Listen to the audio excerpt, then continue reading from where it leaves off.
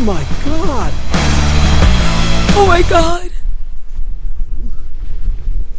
Что вы знаете о парапланеристах? То, что они летают на парашютах? Тепло. Но нет. То, что параплан умещается в обычный рюкзак и с ним можно путешествовать? Еще теплее. Но тоже нет. То, что парапланеризм это не олимпийский вид спорта? Поздравляю вас, ребятки. Браво! Да вы уже практически эксперт. Так, зануд, строчащих в комментариях, мол, я уже 1000 часов сам налетал, просьба сидеть на попе ровно. С вами будет отдельный разговор в конце ролика. Привет, друзья! Как вы уже догадались, вы на канале русского сумасшедшего пилота. И сегодня мы поговорим о категориях пилотов-парапланеристов, точнее, о парапланерном спорте и о людях, которые уделяют этому спорту свое максимальное количество времени. Зануды, про вас я тоже помню. Погнали!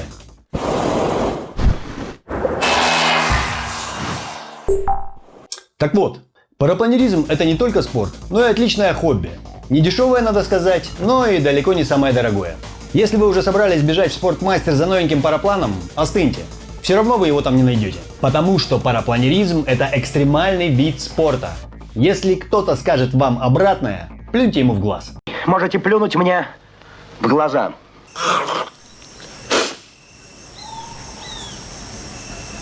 А пока вы долбите Яндекс вопросами, где купить параплан, настало время рассказать вам о категориях пилотов-парапланеристов. Первое – это пилот выходного дня. Как следует из названия, этот пилот выезжает на полеты пару-тройку раз за сезон, и в основном это выходные дни. Браво!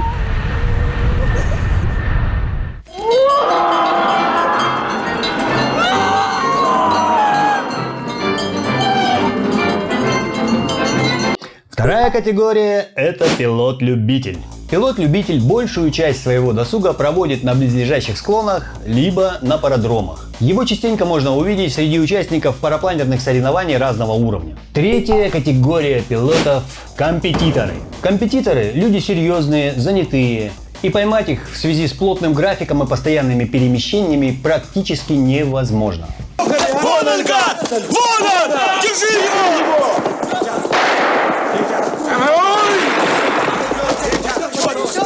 Коня мне, скорей коня! Догнать, догнать! Живьем взять, догнать! В прошлом году мне удалось побывать на соревнованиях, которые проводятся в живописнейших местах Горного Алтая в Курайской долине, рядом с одноименным поселком Курай. Каждый по 50 грамм коньяку сегодня должен принести организатор. А также повстречаться с некоторыми компетиторами и попытаться ответить на вопрос, кто же они такие.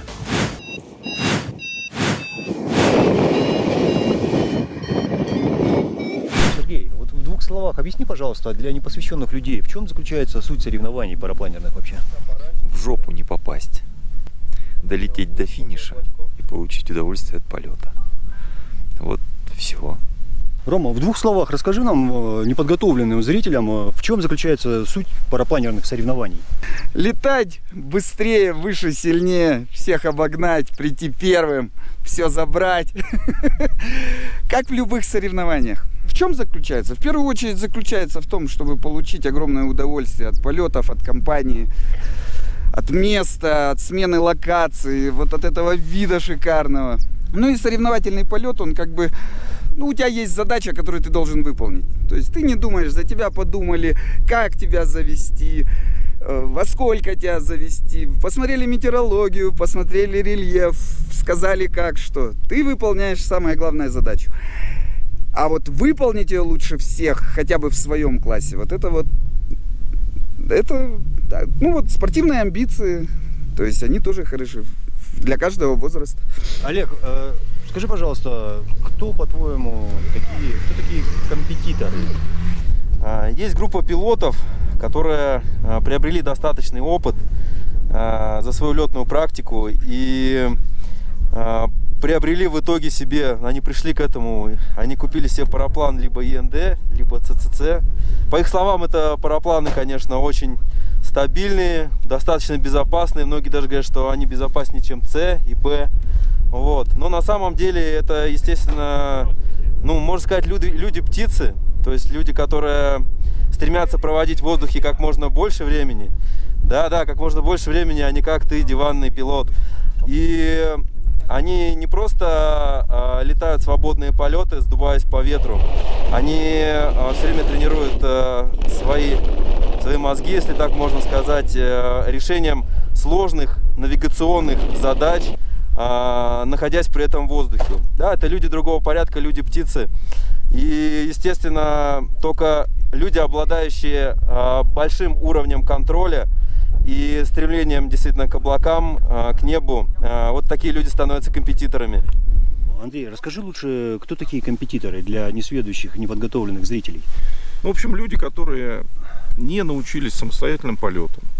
Вот, они не способны организовать заезд на гору, не способны самостоятельно стартовать, не могут лагерь поставить самостоятельно и жить, и летать, получать от этого удовольствие. То есть известно, что люди, которые летать фрифлаем, они летают дольше, и маршрут у них интереснее.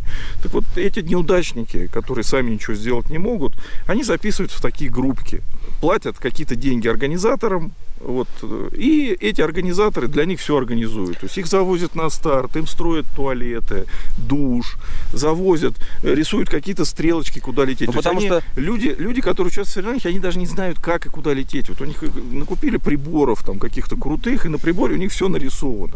Стоит стрелочка. Даже сейчас вот победители этих соревнований признали, что летят-то они вообще исключительно по точкам, отмеченных термиков, которые собираются в какой-то программе и которые показывают, где есть термики. То есть люди, которые думающие, летят по старинке, там, по триггерам, там, еще по каким-то там зонам. Вот. А эти люди пришли, просто вот у них там, они вообще не смотрят кругом, они летят, вот уперлись в свой прибор и летают. Еще один какой момент. То есть надо понимать, что вообще парапланеризм это серьезный бизнес, это огромные деньги, которые крутятся в этой структуре. А судьи сколько берут? Вообще да, просто. Вот, продажные судьи, организаторы, которые, вы не представляете, тут взнос на этих соревнованиях, тут машину можно было купить. Так да. Можно было купить, а куда все делось? Куда это все делось? В том-то все дело. Нет, вообще вот эти соревнования, они проводятся даже не для пилотов. Эти соревнования организаторы организуют для того, чтобы нахапать себе денег, вот, там, купить каких-то судей, которые будут тут создавать видимость, что какой-то честной борьбы, а на самом деле все уже решено было заранее. Да? Саша, для непосвященных людей объясни в двух словах, кто такие компетиторы? Ну, есть такая порода пилотов, которые все свое свободное время тратят на то, чтобы мотаться по соревнованиям, желательно зарубежным, вот, которые не умеют летать самостоятельно. То есть у них, если нет группы, они садятся. Да, то есть они летят вот группой, кто-то зацепил, все сразу же туда хоп толпой и набрали. Вот. А если он летит один, он тапку давит и вот так вот в землю и уходит. Да, Саш, бюджет такого не среднего, а выше среднего компетитора какой? Я не знаю, я лет 5-6 назад считал, там что-то лям выходил. Лям? Сезон. Да. Сейчас побольше, наверное, уже. Ну, тут все зависит от того, на что ты тратишь. То есть ты приезжаешь, берешь ты там машину в аренду или не берешь. То есть сразу как с куста, так 1040-50 улетело. Как правило, это бизнесмены, которые имеют свободное время и ресурс по деньгам. Вот. Государство у нас, к сожалению, не особо поддерживает.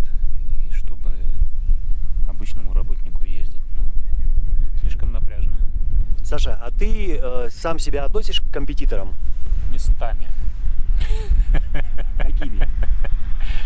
Ну, когда ситуация позволяет, да, там поездить и так далее. Вот, а когда не позволяет, нет. Она же жизнь такая, полоса белая, полоса черная. А как же в плане полетов, что там один-то летать не умеешь? Иногда получается, иногда нет. Денис, привет. Мы вчера не летали, привет. Да, мы вчера не летали, но пара вопросов у меня как бы есть. Ты относишь себя к пилотам-компетиторам? Ну, мы же соревнуемся, да. Для непосвященных людей объясни, кто такие компетиторы вообще? Те, кто соревнуется, участвуют в соревнованиях регулярно. между собой соревнуются, состязаются, выигрывают друг у друга гонку, поставленную задачу. Ну, компетитор, это же английское слово competition, это соревнование, а компетиторы те, кто там участвует, значит, участники, спортсмены. Значит, компетиторы это спортсмены, я спортсмен. А отличия от обычных пилотов у них есть какие-то? Да, они такие крутые все ходят. Ну да, конечно, они не летают просто так. Например, если я прилетаю к точке гола, у меня нет желания лететь дальше, например, по маршруту. А у тех, кто нерегулярно соревнуется в соревнованиях, у них всегда возникает желание полететь дальше куда-то, потому что, видимо, полет их вдохновляет так хорошо. Потом дальше продолжают лететь. Мужчина, здрасте. А у компетиторов вот у них есть стоп такой. Вот задача есть задача, надо ее пролететь. Полетел задача, полетел на гол, все. Ну, потому что жарко на посадке. А в полете? В полете вообще идеально. В штанах преешь. Ну вот мы и разобрались, что это за странное слово «компетитор». А теперь специально для зануд с налетом 1000 часов и более. Вы вообще думаете о безопасности? Стропы когда последний раз проверяли? На этих же соревнованиях я познакомился с парнями, один из которых постоянно помогал мне на старте. Спасибо, Олег. Меня сбила твоя вот эта мохнатка. Показал перспективы погоды. Привет еще раз. У нас Курай, второй день. Полетим. Или пойдем. Или пойдем. Зато у нас сегодня маршрут аж в соседнюю долину. И эти парни – ваше спасение и спасение ваших парапланов. А вот этого человека поистине можно назвать Человеком-пауком. Он на протяжении всех соревнований плетет, меряет, режет, что-то постоянно тестирует. Я здесь не один, мы с Серегой. Да, и у них целая команда, Сергей и Олег. Сибирский парапланерный сервис. Мы делаем полный чек крыльев. За этот сезон обслужили порядка 70 различных крыльев. От Ашек, Бшек, Цшек до Дшек и ЦЦЦ крыльев. Мы выстроили свою работу в соответствии с регламентами, которые занимаются официальные компании по чекам крыльев в Европе. Вот. И можем вам предложить полный сервис, который не ограничивается ремонтом, а именно полный чек параплана с выводом профиля в установленные заводом углы, заменой строп, частичной заменой строп, анализ тканей, экспертиза и так далее. В общем, если вы хотите что-то сделать со своим крылом, да, если так можно сказать, если вы хотите быть уверены в своем крыле, обязательно обращайтесь к нам, выдаем документы и работаем официально. Олег, подскажи, пожалуйста, а вот если я просто вот порвал крыло там, в хламину, вы что-то можете сделать с этим? Да, конечно. То есть у нас есть для этого профессиональное оборудование, швейное, запас тканей наиболее таких популярных. То есть, в принципе, ремонт такой возможно сделать и даже в полевых условиях здесь на соревнованиях в Курае. Вот, но наш профиль именно техническое обслуживание крыльев, то есть со временем стропы любого крыла и профиль его, он изменяется, и крыло уже не летит как новое. То есть то, как его задумывали сами инженеры в компании, где вы приобрели крыло, уже буквально таки через год ваш параплан приобретает совершенно другой характер. И, соответственно, мы занимаемся тем, что делаем тонкую настройку длины строп с целью вывести угол вашего параплана на такие углы, которые задуманы самим производителем. И ваше крыло, даже вот по нашему опыту, например, возьмем C-парапланы 2016-2017 года, они летят абсолютно так же, как новые крылья, купленные в 2022-2021 годах. И, соответственно, повышается уровень безопасности, повышается выживаемость в слабых потоках. Ну и вот именно этим мы и занимаемся. Где вас можно найти вообще? Мы находимся ВКонтакте, забивайте нашу группу «Сибирский парапланерный сервис». Можете также звонить мне напрямую 8 913 323 44 45. Сейчас у нас действует акция под конец сезона. Вы отправляете нам крыло, мы делаем полное техническое обслуживание с замерами по розиметрам и отправка крыла до вас за наш счет. Ссылки и телефоны вы найдете в описании к этому видео. Ну что же, хочется пожелать вам хороших и безопасных полетов в наступившем новом году. Также подписывайтесь на канал, не стесняйтесь, ставьте лайки. И до новых встреч. Пока.